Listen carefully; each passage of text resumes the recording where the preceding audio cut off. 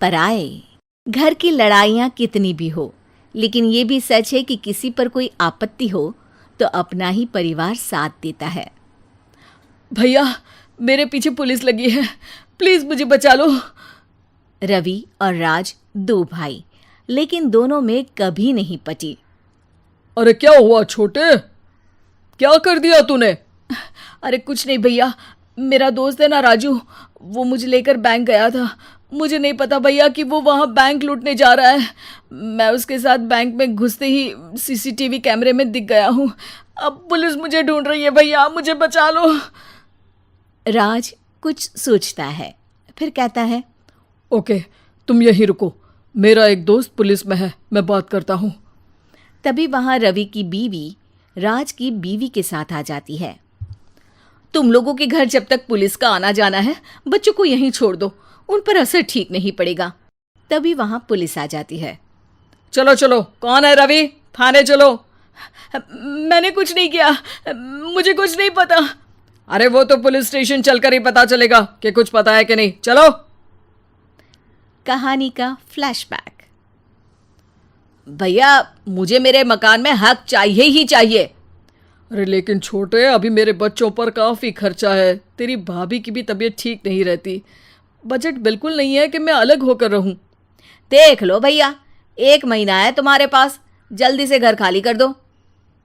अरे कैसी बात कर रहे हैं भैया, मेरे शरीर में अभी इतनी हिम्मत भी नहीं कि घर को खाली करे। तो क्यों अपना पोषण बेचा भाभी? अरे तुम तो जानती हो, पिताजी की बीमारी के कारण उन्हें हमारी ज़रूरत थी, कैसे आते पैसे। ससुर जी तो बूढ़े थे भाभी, उनकी बीमारी में भी पैसे लगाना कौन सा अकल का काम था? तो क्या पिताजी को मैं मरने के लिए छोड़ देता? अरे रवि, तू तो समझ, पापा को हमारी ज़रूरत थी, उन्होंने हमारे लिए हर वो काम किया जिससे हमें खुशी मिले। बैक टू रवि, जो जेल में बैठा है। ये मैंने क्या कर दिया था? मैं ना पिता का हुआ ना ही भैया का, मेरे साथ जो हो रहा है ठीक ही हो रहा है। तभी वहां पुलिस वाला आता है। रवि, तुमसे कोई मिलने आया है। भाभी, आप यहाँ क्यों आई? पुलिस स्टेशन है ये भाभी। भैया, आपकी जगह मेरा भाई होता तो क्या मैं नहीं आती? अच्छा, ये खाना ले लीजिए, खा लीजिएगा। आपके भैया लगे हैं वकीलों और पुलिस वालों से बात करने में, डरने की कोई बात नहीं।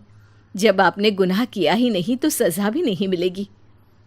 रवि भाभी को देखकर रोने लगता है। घर में साक्षी चुपचाप बैठी होती है कि तभी सोनम कहती है, अरे साक्षी, क्या हुआ? परेशान क्यों हो रही हो? भाभी, अभी अभी पुलिस स्टेशन से खबर आई है, इन्हें बड़े जेल में शिफ्ट किया जा रहा है। मैं क्या करूंगी भाभी? रो मत, हम अच्छे से अच्छा वकील करेंगे। लेकिन उसमें तो बड़े पैसे लगेंगे दीदी, हम इतना पैसा कहाँ से लाएंगे? अरे क्यों, ये मकान है ना, और मेरे कुछ गहने भी है। साक्षी की आंखों में पानी आ जाता है। पर दीदी, ये तो आप और भैया की मेहनत की कमाई है।